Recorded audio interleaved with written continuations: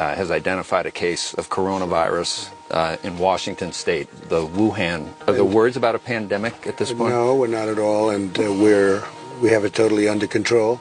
It's one person coming in from China. The virus. They're working hard. Looks like by April, in theory, when it gets a little warmer, it miraculously goes away. I hope that's true. But we're doing great in our country. What do you have, a very small number of people in the country right now with it? It's like around 12. Many of them are getting better. Some are fully recovered already. Because of all we've done, the risk to the American people remains very low.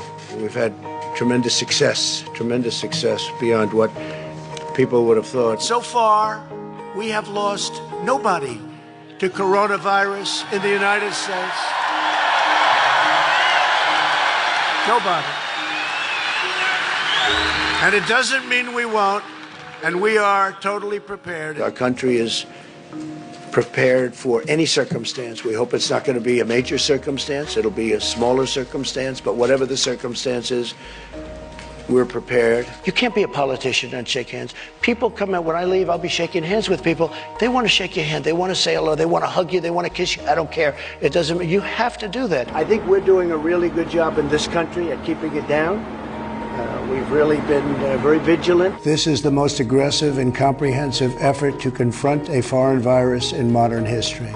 Anyone can be a carrier for the virus and risk transmission to older Americans and those with underlying health conditions, and those who are most at risk. They have not done very well. So I'm glad to see that you're practicing social distancing. That looks very nice. And this afternoon we're announcing new guidelines for every American to follow over the next 15 days as we combat the virus. This is a pandemic. I felt it was a pandemic long before it was called a pandemic. All you had to do is look at other countries. One day we'll be standing possibly up here, we'll say, well, we won. And we're going to say that.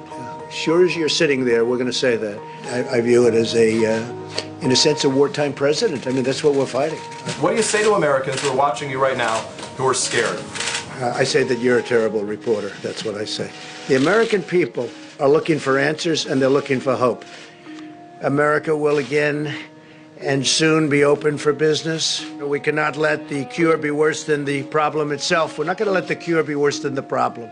Ultimately, the goal is to ease the guidelines and open things up to very large sections of our country as we near the end of our historic battle with the invisible enemy. I hope we can do this by Easter. We will be extending our guidelines to April 30th to slow the spread.